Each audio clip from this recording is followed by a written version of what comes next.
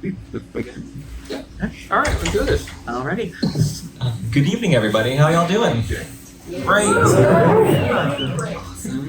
Well, I hope you all forgive my nervousness. This is my first time hosting a panel, but I'm joined by my lovely colleague, Compymono. Hello. My name is Jericho. So that Just talk a bit closer to the mic, actually. Yeah. Sorry. That's all good. So a little bit about myself. In regards to visual novel creation, I'm currently writing Remember the Flowers, and I've been writing that for a little over 3 years now. And it's my first serious piece of work, but I've been writing for about a decade. Oh, yeah. And so my history is I started working on visual novels in 2017 on a little game called Neko-Jishu. I was the English editor, and in 2018 they asked me to be their community manager. And since then, I'm now actually a producer at Studio Klondike, working on Stardust and Neko-Jishu Linden Partners. And I'm also the graphic designer and one of the designers at Paw Print Press. You may have seen me at Booth 7 in the dealer stand. Hello. It was to go by that much. It's gonna go fast, I promise.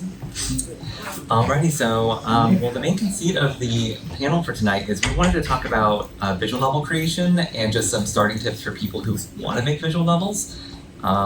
First and foremost, we wanted to make it clear that compared to other forms of media, the barrier for entry isn't as high as you would think it is. Yeah, I think anyone who is creative and just wants to write a story, they can just put pen to paper and start playing around with the tools available online, and it's something that anyone can really do these days, and it's something that's really fun to start. And yeah, if you're serious, and it can get serious, and you have lots of people who want to read your stuff.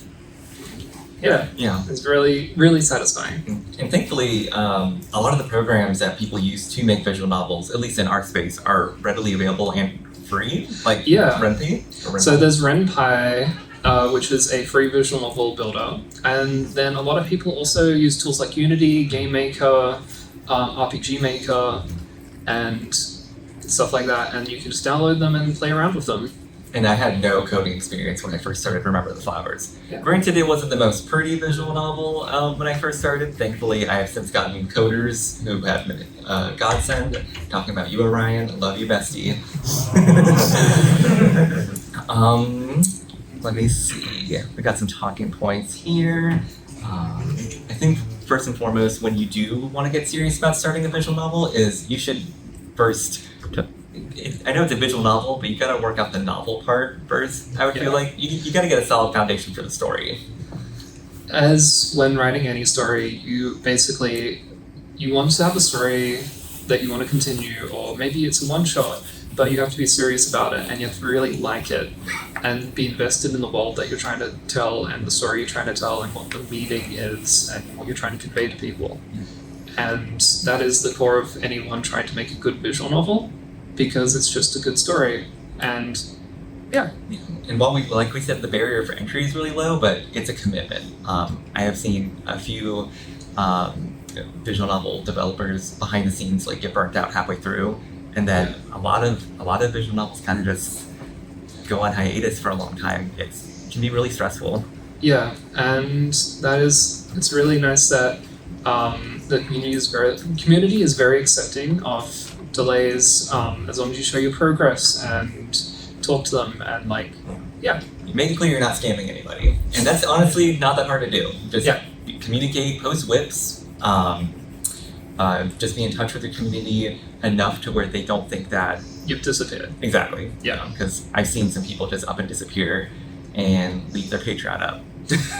Yes. Yeah.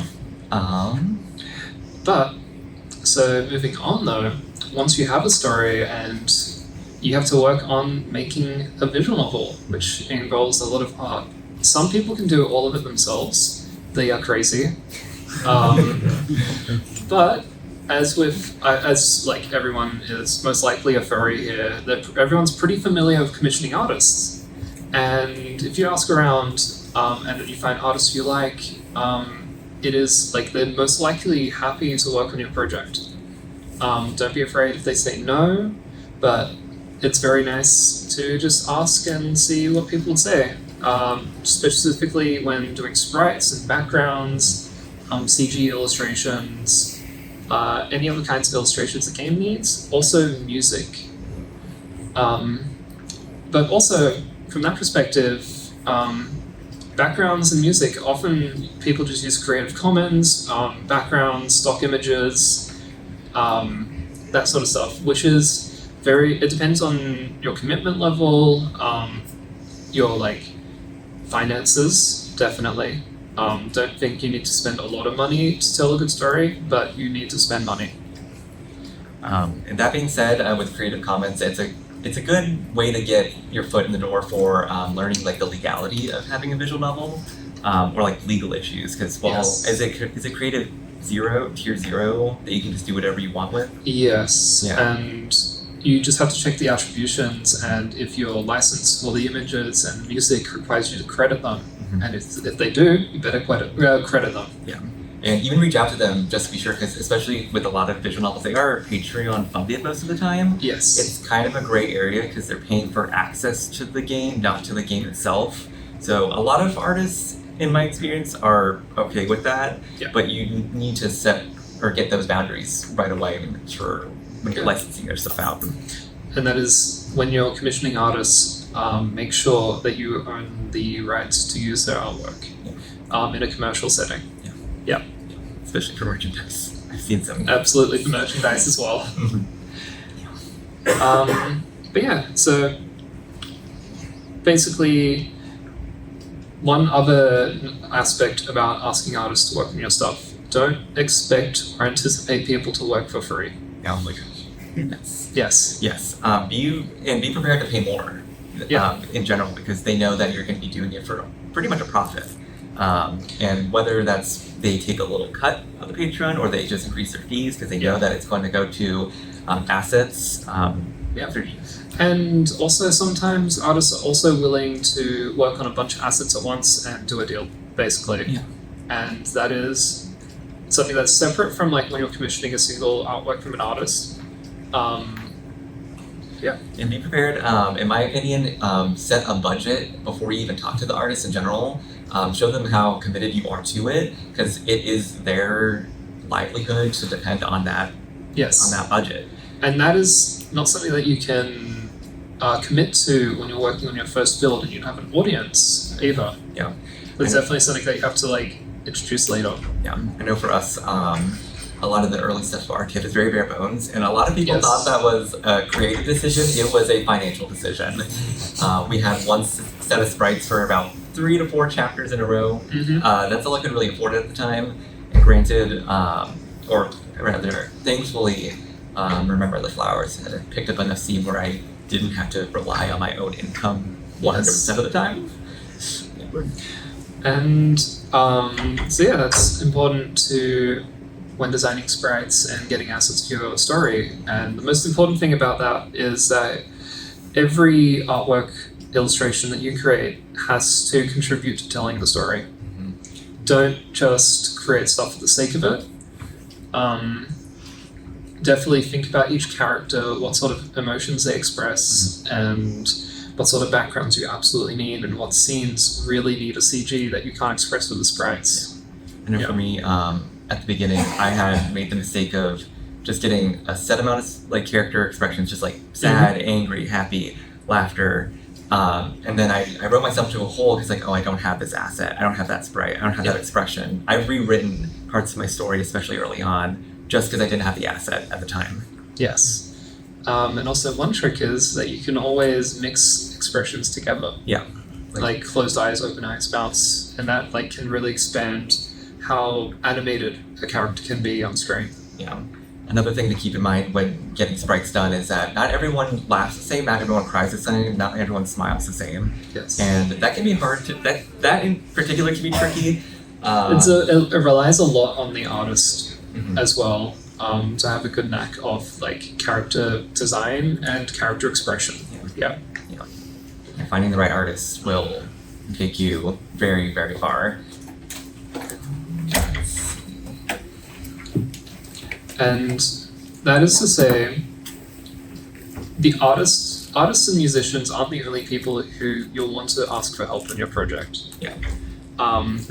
You might need help managing your project, or you might need help doing story editing. You might need help doing programming, Advertising, social media. Yeah.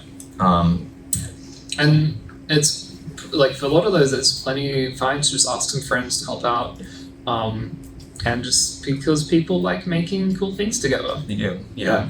We grew our team fairly quickly after about half a year, but for the beginning, it was just me writing, my editor, Azzy, the few sprite artists we had at the time. We didn't have any music, we didn't have any backgrounds, and you will be surprised by how quickly you get close to your team. But that being said, you also, if you're the leader, if you're the writer, if you're the creator, there's also a lot of responsibility with that. Yes. That I've seen I've seen people abuse their power. Not only do you have to pay people, you have to communicate with them and make sure that everyone's on the same page and is comfortable and is happy with your project. Yeah. There's a lot of social skills that you need to make a visual novel. And sometimes the writer, if you're the person who's writing the novel, you're not always the person with those skills as well. It's important to understand that you're also, like, it is your project, but that doesn't mean that you're always going to be right in regards to creating. I've become a lot more humble than I was in the beginning. In the beginning, it was a lot more, this is how it is. This is how I want it to be. And that would put pressure on me to push myself harder to get it exactly how I wanted it to be. That I kind of regret, because I definitely regret staying up until like 4 a.m. just to get a build done. Because I told myself I needed to do that. It's definitely hard balancing like forcing yourself to get stuff done and like your own health and like mental health and stuff as well. I've definitely gone to people who've worked on my project and be like, you need to take a break.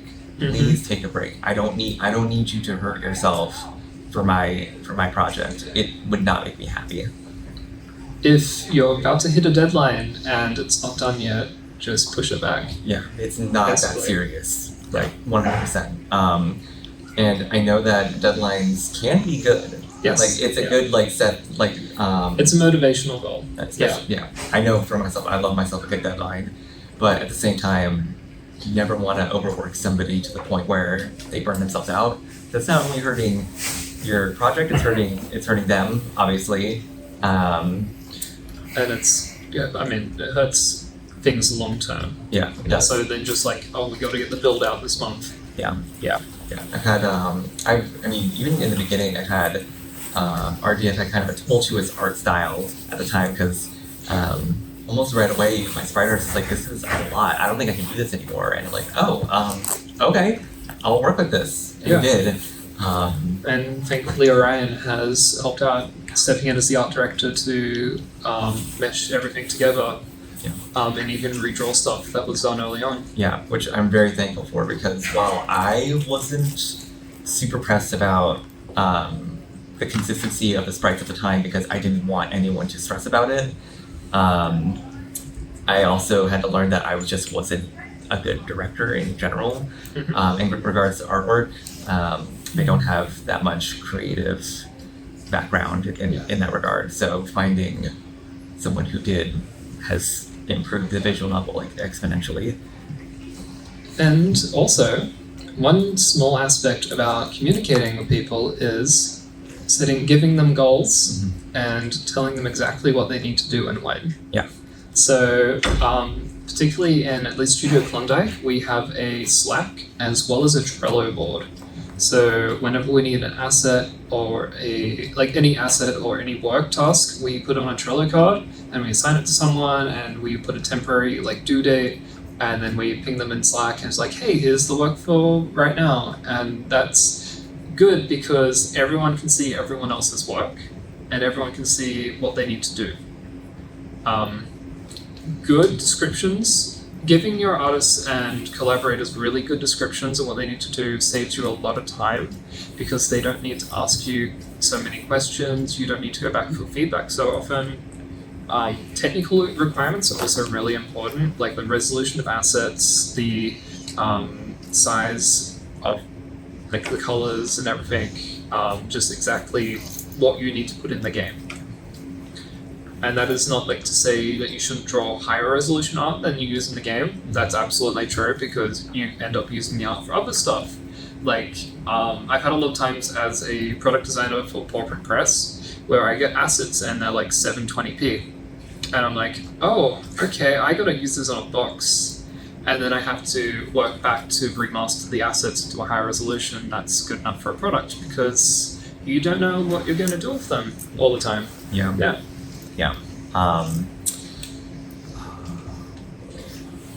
And also another aspect about that is archiving your artwork and all of your assets outside of the game is really important, because they're things you've paid for and they're things that are important to your story. And if you lose them and you need to change something, then that's an issue because you don't have it anymore. Yeah. Yeah, I know early on we had to redraw certain things just because we were like, oh, we lost that file. This is so sad. Unfortunately, the original title screen file for RTF, our It artist, lost in a hard drive crash. yeah, he and obviously we can't really do anything about that. I remember because for Paw Print we wanted to get like high resolution. Yes, we wanted to do prints at this event, but we couldn't do the main menu screen because the artwork was lost. Yeah. Yeah. So we'll probably have to get a remaster of one of these things.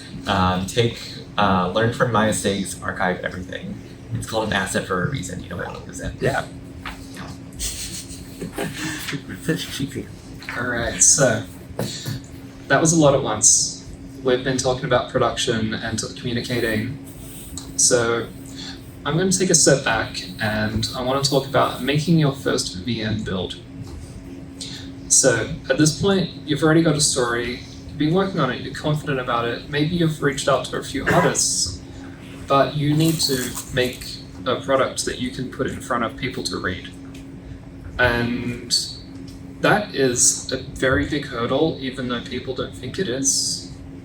Not only do you have to have a finished story, or even a partially finished story, for your first build, like a little arc or something that like conveys what your general story is, the world, what the narrative, where the narrative is going to go, what the characters are. You have to get it just polished and make something that people are interested in. Yeah. I'm a big proponent of with any story, you need to have the ending set in stone almost right away. I've seen some people meander around with the story. They have a strong like opener, but then they're like, I'm just gonna see where it goes, and like, well, people will be able to tell if you don't have a good guideline for it. Yeah, I think at Studio Klondike, we write the ending of the story right after the first chapter. Yeah. Even if it's not like penciled in for like fully, it's just like, this is what happens at the end. And it doesn't mean that it has to be. That has to be set in stone. Exactly. Yeah. You need to at least know how you want to wrap things up. And that's a generally good thing to think about when writing any story as well. Yeah, agreed. Yeah. I have like a couple dozen plot points I want to write, but over the course of the past couple of years, I've created characters, scenes that I never thought I would have had in the story. Yeah. And we've got sprites with so many side characters now. It's really beautiful. because it's so weird looking back at the very beginning where I had a couple sprites on at a time, but now I think we have at least 20 different sprites. Yeah. Judging by some of the match that's upcoming.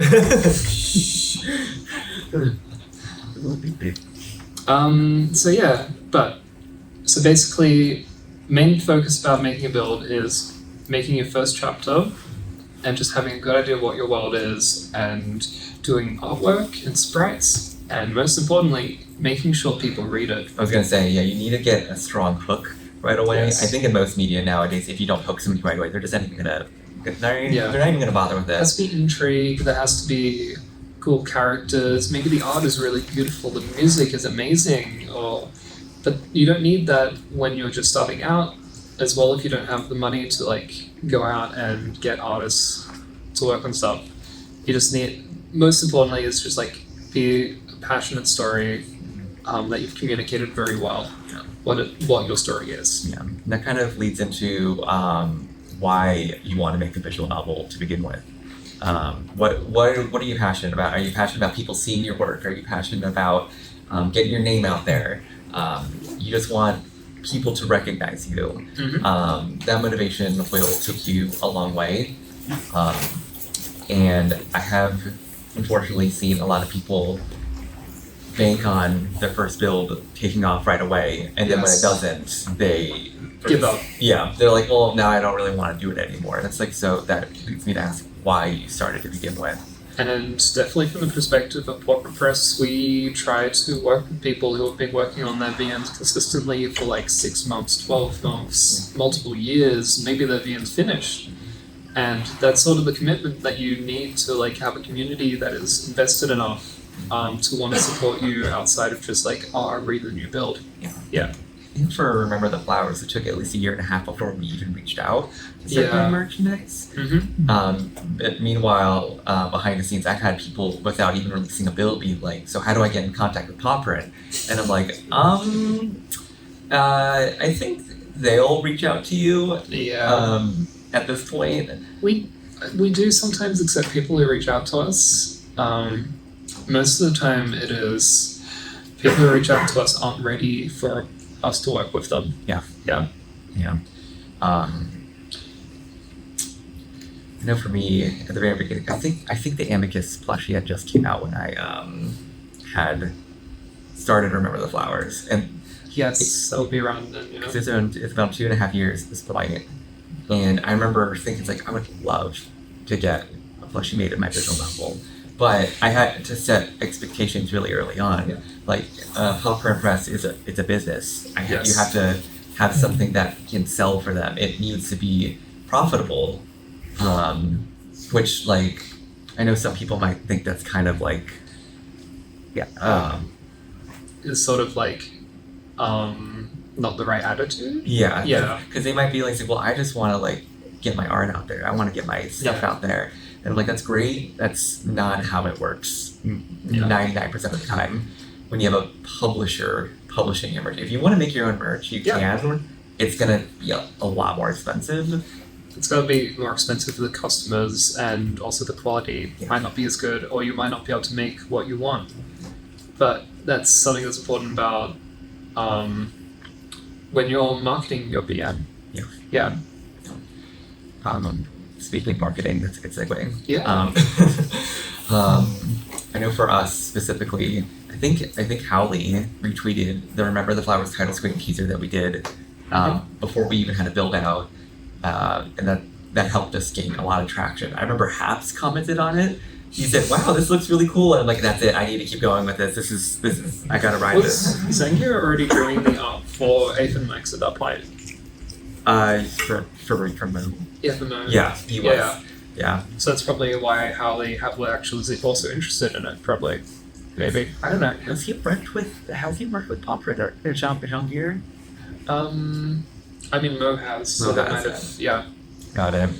Yeah. I know nowadays I try to do the same thing when I see an up and coming visual novel. Like if I see at least a first announcement of it, I'll retweet it. It definitely helps when you want people to read your stuff. Ask your friends, ask people like who are bigger than you, to just be like, hey, I have made a visual novel. Can you retweet it? I'm really passionate. Any help would be appreciated. Networking will get you a long way. It's also a skill to figure out how to market your visual novel. Also, secretly, a lot of the furry visual creators are good friends, and we're all very friendly. Yeah. Behind the scenes, I've met so many. I mean, just meeting everybody here, I met so many people. Who back then, I was like, oh, they're not on a pedestal, because you never want to put somebody on a pedestal. But it feels weird that I'm colleagues with you. Like, I've been a fan of Neko Jishi for years. Like, once you get something out there, and I have a lot of friends whose visual novels aren't huge, but they're hard workers. I can really see their motivation and their determination to getting out there, and I don't know a lot of other spaces that are like that. I think it's a very unique space in terms of creative writing and also in game development. that a furry visual novel can get to like the top 20 on like top 20 indie games on itch.io, right? That is pretty wild. Since that's like up there with like Night in the Woods or Doki Doki Literature Club or Undertale or like Deltarune and stuff like that. And it's just like, oh, there's Adastra and the Smoke Room and other games in the like. Yeah.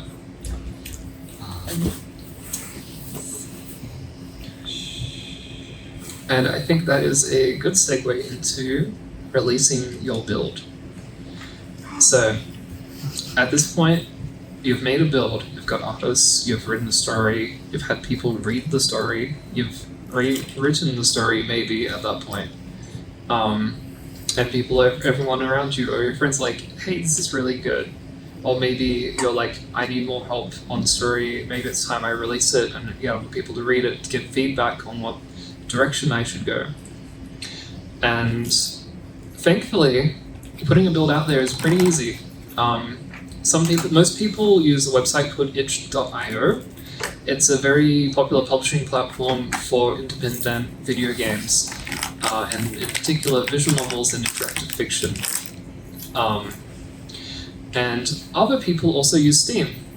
Steam is very easy to get access to, but it costs $100 and you need to make up a business, even if it's a self-owned business, and do some paperwork. But one thing about Steam though is it has a higher level of quality that is expected of the work on it.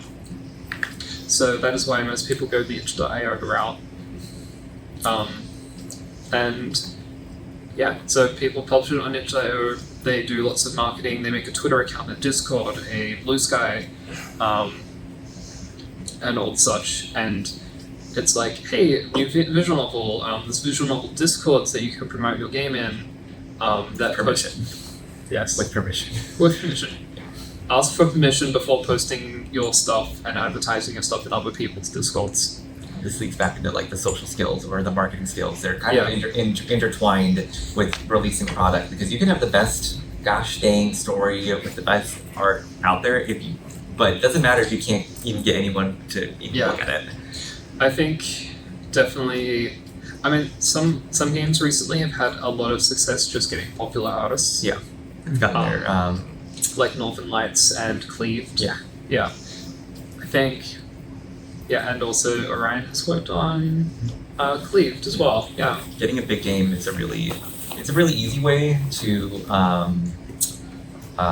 get your foot in the door, because there's a level of quality that people are going to expect with those artists, with those programmers, with those musicians, and that's going to get people like talking about it. I know that's why I got interested in Cleaved, because I was like, whoa, Abs is doing it, Orion's working on it, like.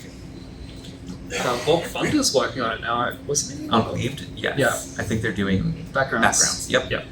Yeah. Or with them. And that's not to say that you need to get a good artist, but when you don't, it's a lot more about the consistency and the quality and growing a grassroots community, which is something I've seen a lot with visual novels such as Tennis Ace or Password VN.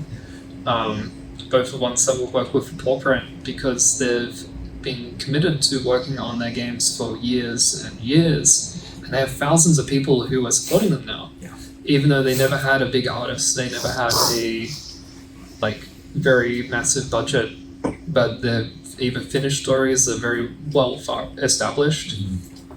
Yeah. Yeah. That leads us back to just like being motivated to see it through to the end, because usually your first build isn't the best one, and it's not the one that people will start engaging with. Yeah, it's also the one where you're going to get the most feedback on. Yes. Yeah, you're going to get a lot of comments about it, and a lot of it could be negative. I know for a fact that I have a lot of stuff that I want to rewrite in my first build, especially when we did the reading panel this morning. I was, if you saw me, you probably saw my head in my hands being like, why did I write that? But that's also a good thing to feel. That means that you know that you could do better. It's good to cringe at your art every now and then. Yes. Because that means that you know. Especially if it's been a long time. Yes. Yeah. Because that's a sign that you've grown. Yeah. Yeah. I know Ryan was he started to help me make an official like lore Bible for Remember the Flowers, and he would ask me about things that I had written a couple years ago, and I'd be like, I have no idea what you're talking about. You must have made that up on the spot. It can be a good thing to look back on your stuff and see, it's like, wow, I'm glad I don't write like that anymore. And yeah, so good thing is, but next thing is monetization. So if you release a build, most people want to get support to keep on going.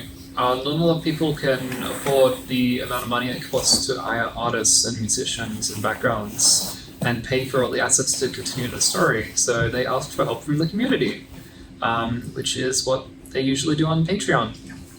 People set up a Patreon, and usually the conceit is people who pledge on Patreon get their builds like a month early or a few weeks early. And sometimes they're early builds and people give feedback, and it's really nice. But when putting out your first build, you generally want to make it public. You definitely don't want to make people try to ask people to pay for something they don't know what it is yet. Or need to. Like, they'd be like, I just go play something else. Like, I don't need to pay for something I don't know anything about by somebody I've never heard of. Yeah. And it's definitely, some people even make like the second build before they publish the first build. Yeah. I don't think you really need to do that. It's a lot of commitment to make 2 parts of a story before you've had any public feedback. But it can be a way that gets people to start supporting you earlier. But you definitely have to expect that it takes a few builds for people to get invested enough to want to support you. Because if a story doesn't have all of its like hooks or plot elements in the very first few chapters, so you gotta keep people reading along so that they do get interested in it, and then eventually that's going to be when you sort of snowball and people are going to start. That's when you get 500 people posting on Twitter about how stinky Cooper is. Even though he's had less than 3 showers on screen, but every time I see him, people call him stinky. That's like he's good stinky now. He's good stinky. Describe me good stinky. Vanilla scented. Oh, fair enough. Yeah. I feel like vanilla. Not to get off topic, but I wanted to ask you, how long do you think you should spend on your first build? First build, I think at least 6 to 9 months. Yeah. You can think it's a big investment to get started.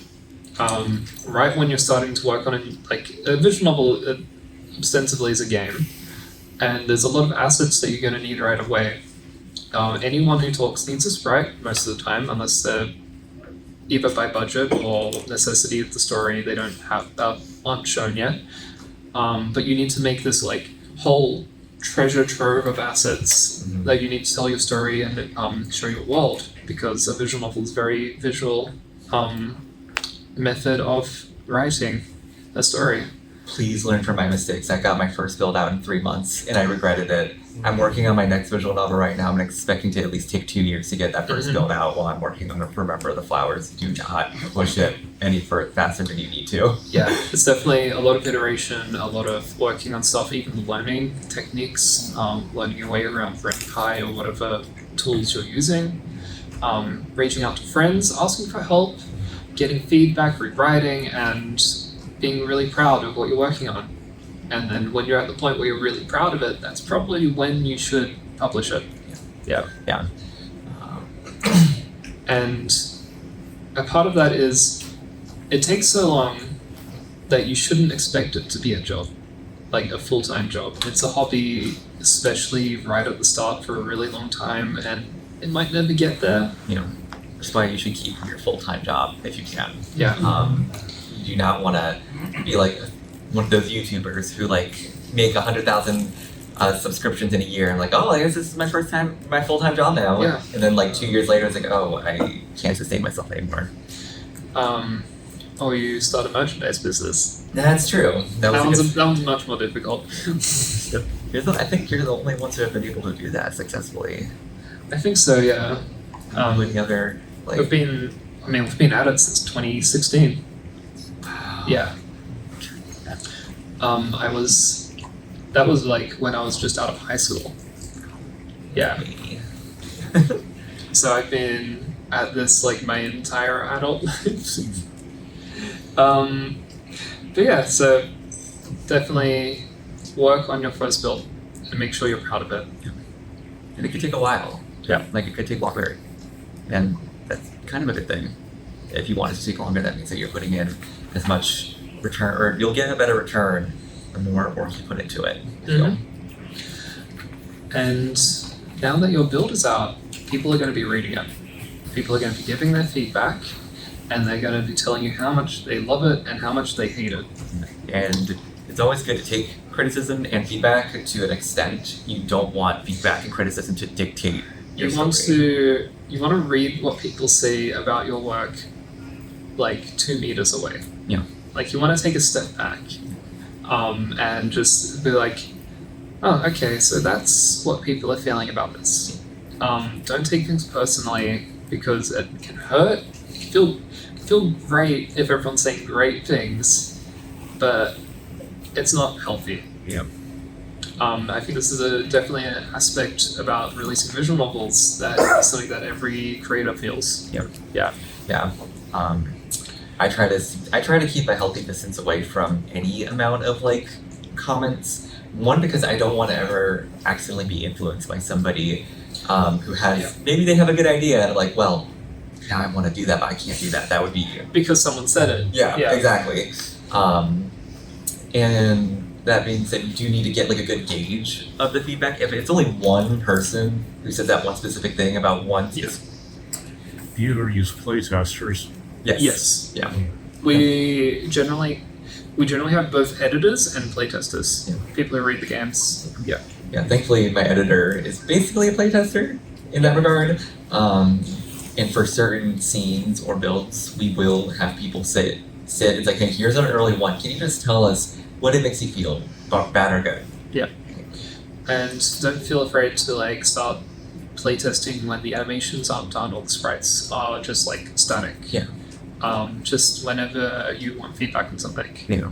Just nice to do. Yeah, because there's going to be downtime in between assets being Yeah. built, so you might as well use that to your advantage.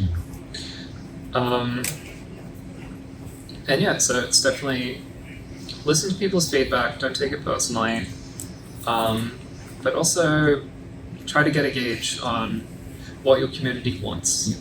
Because if you try to focus on just like writing a story that you want and no one wants it, then maybe that's a you problem at that point. No one's going to want it.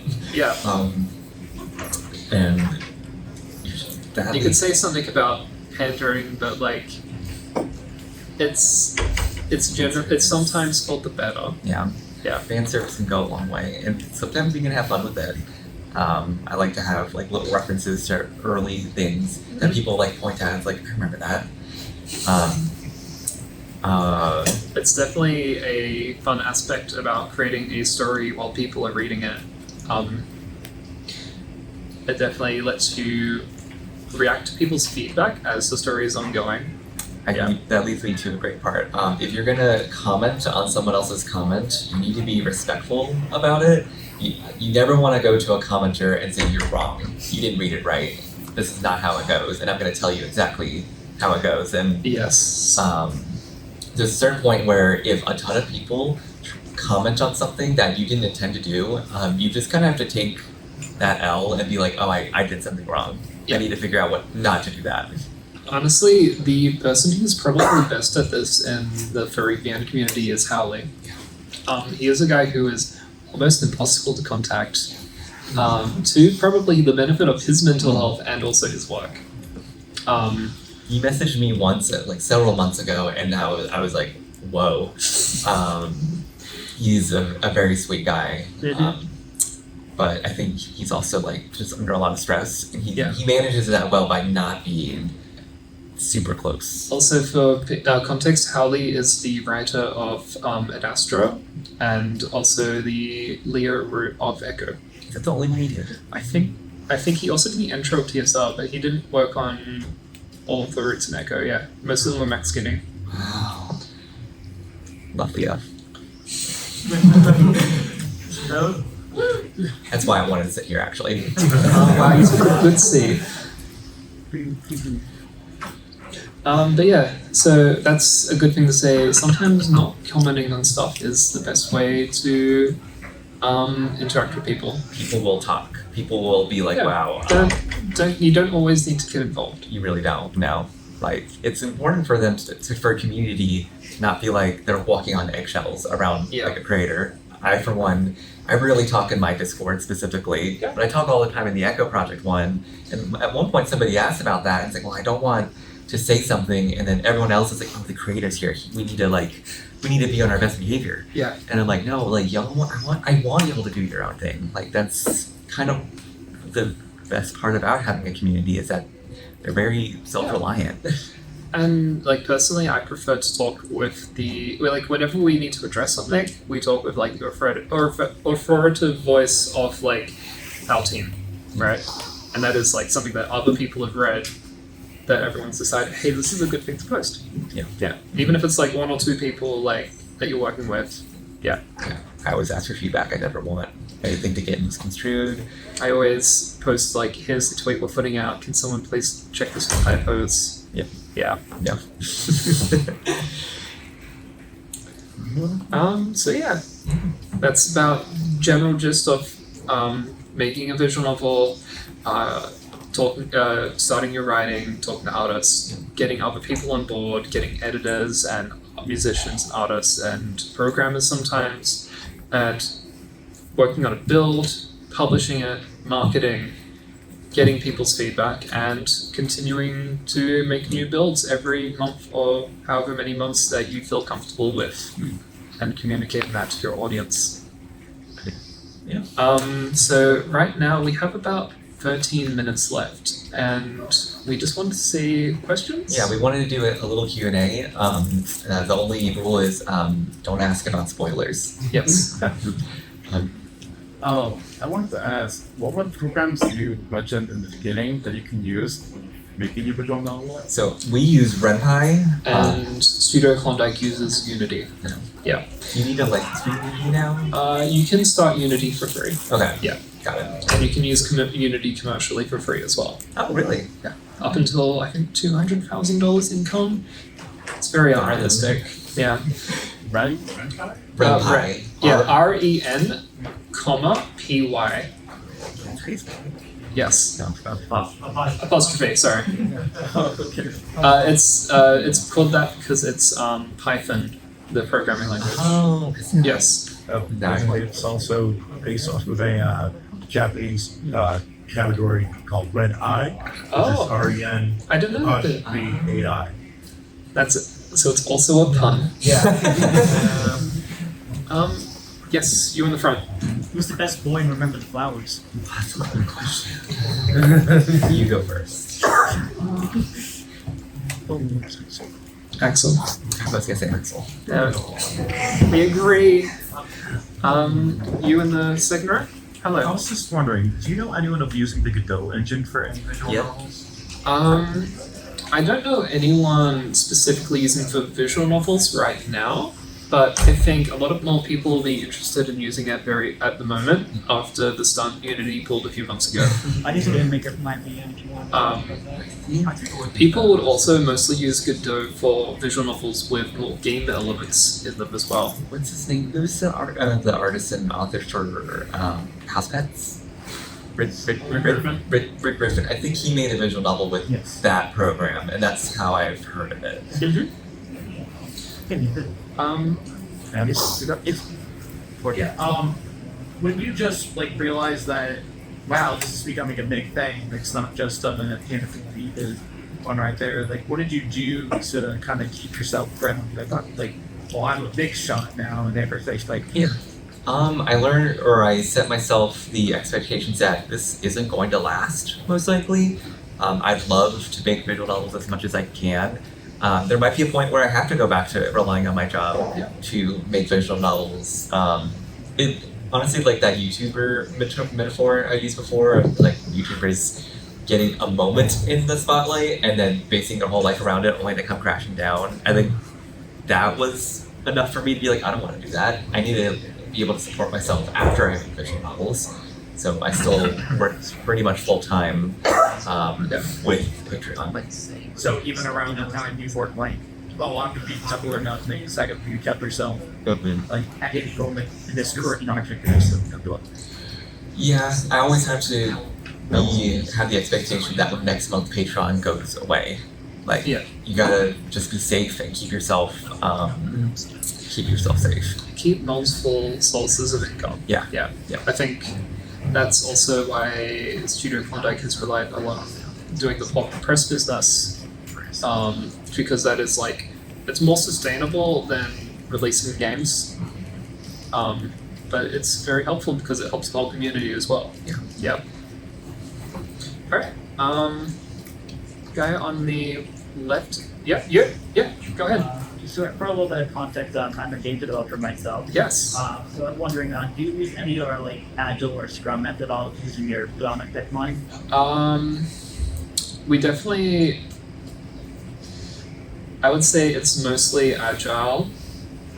We tried Scrum for a while, but it would just like get messy and burn people out. Yeah.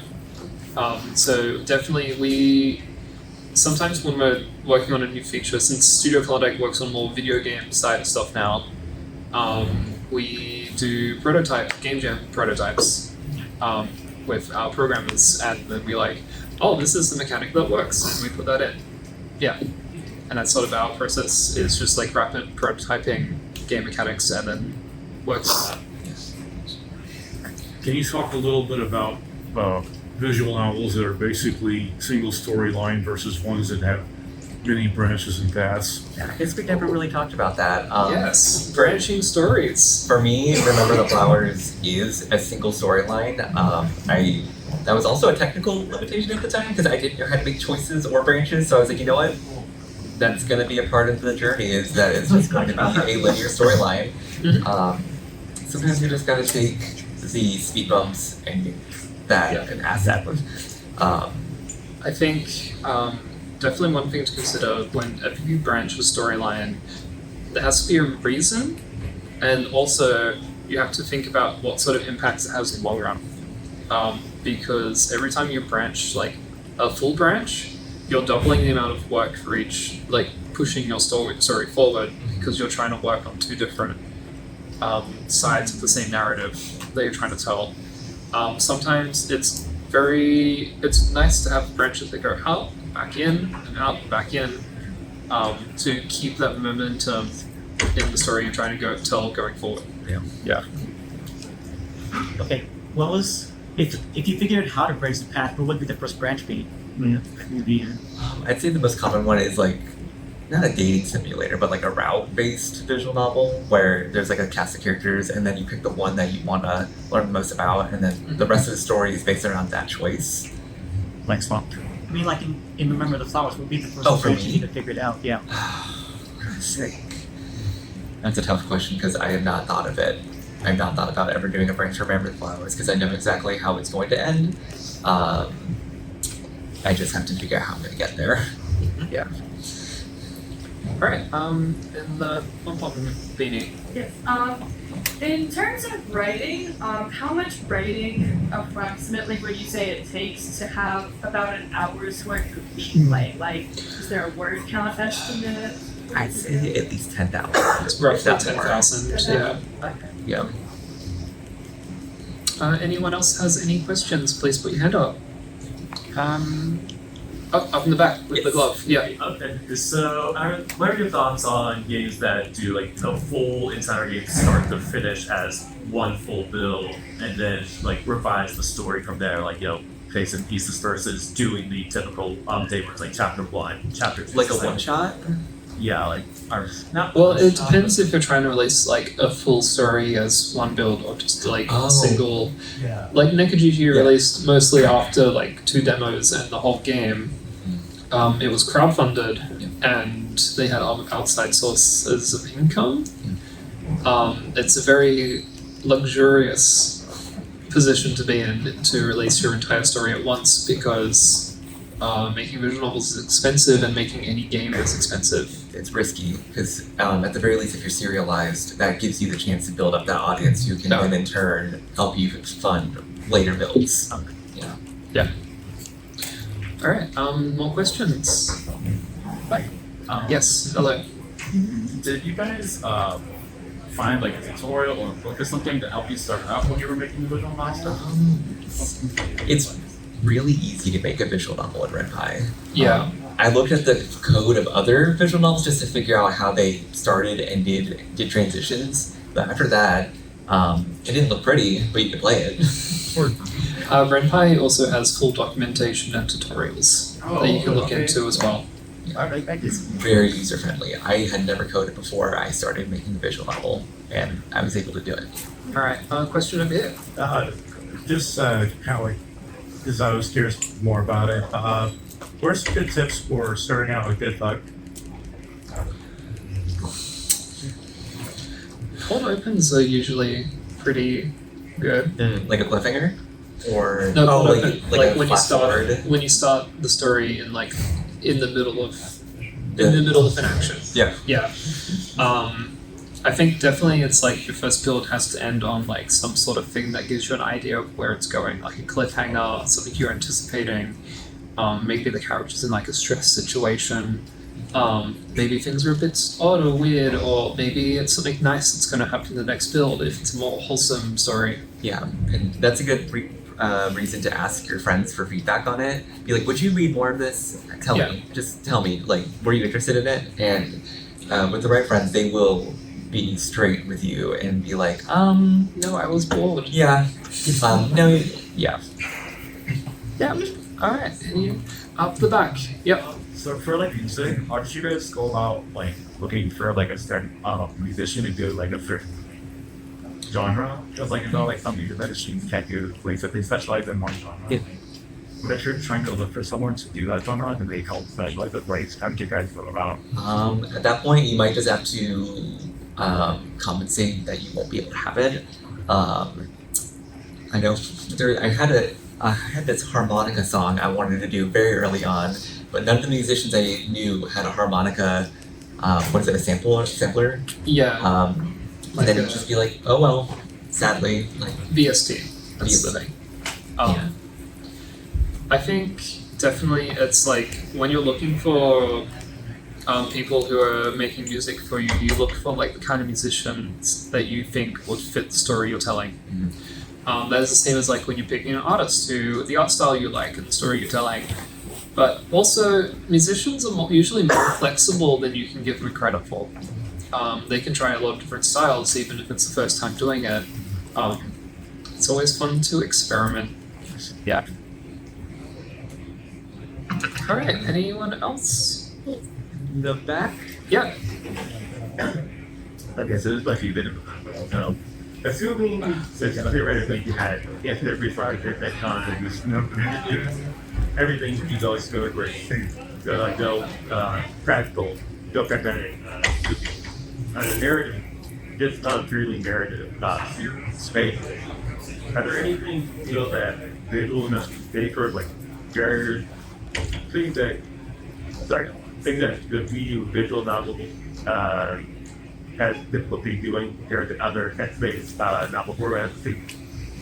Because gameplay or regular novels. Visual novels are very good at showing, not telling. Yeah. But sometimes it can be difficult to tell things. Yeah, I bet. Definitely people don't like to read lots of text that doesn't come from characters' mouths. If you have a very extended like prose in the middle of your story, people are like, I'm bored, there's nothing happening on screen. Yeah. And you have to like think about what's happening on screen every time you're writing, like when you're writing to the text. Yeah, use that to your advantage because you don't have to describe what the background looks like. They can see it. Yeah. They can see what the character's wearing, what they're looking like. And that means that you can focus more time on actually like the characters. Time? Yep, time. Okay. All right. Well, thank you all for coming.